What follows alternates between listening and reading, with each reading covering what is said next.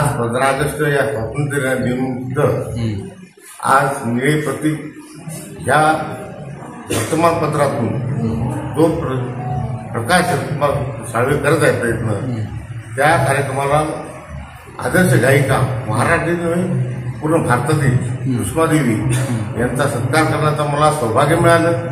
त्याबद्दल मी निळे प्रतीक संस्थांचं आभार व्यक्त करतो। मला एका गोष्टीची खंत वाटते की इतके गुणवान कलाकार आपल्याकडे असताना शासनाकडे यांची बाजू व्यवस्थित मांडल्या न गेल्यामुळे ते आज अनेक पुरस्कारापासून वंचित राहिले। तर आपण शासनकर्ते जमात या नात्याने आपण त्यांना काय देता येईल याचा एक प्रयत्न मी करतो आणि शासनाला मी विनंती करतो की बहुजन समाजातील ज्या उपेक्षित महिला आहेत, ज्या खरोखर गुणवान आहेत, त्यांचा सत्कार करावा, त्यांना पुरस्कार द्यावा अशी मी शासनाला या ठिकाणी विनंती करतो। आणि आपण सगळ्यांनी मला या कार्यक्रमाला बोलवलं, बोलण्याची संधी दिली, त्याबद्दल मी आपल्या सगळ्यांचा आभारी आहे। मी वामन दादा तर मी 8वीला स्तरापासून आंबेडकर कॉलेजमध्ये वामन दादांचे कार्यक्रम व्हायचे।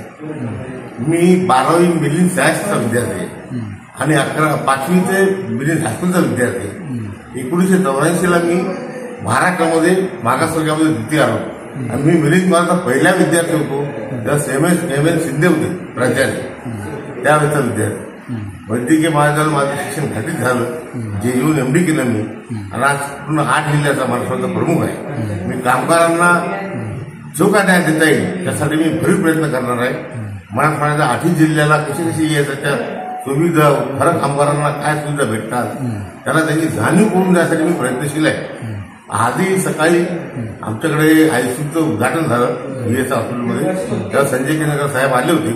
त्यांना मी सांगितलं की आपला काही मराठवाड्याचा पण इथले नागरिक म्हणून आपल्याला मराठवाड्यासाठी भरीव कार्य करायचं आहे, त्यामुळे आपण संगनमताने एकत्र होऊन करू आणि खरा न्याय मिळवू।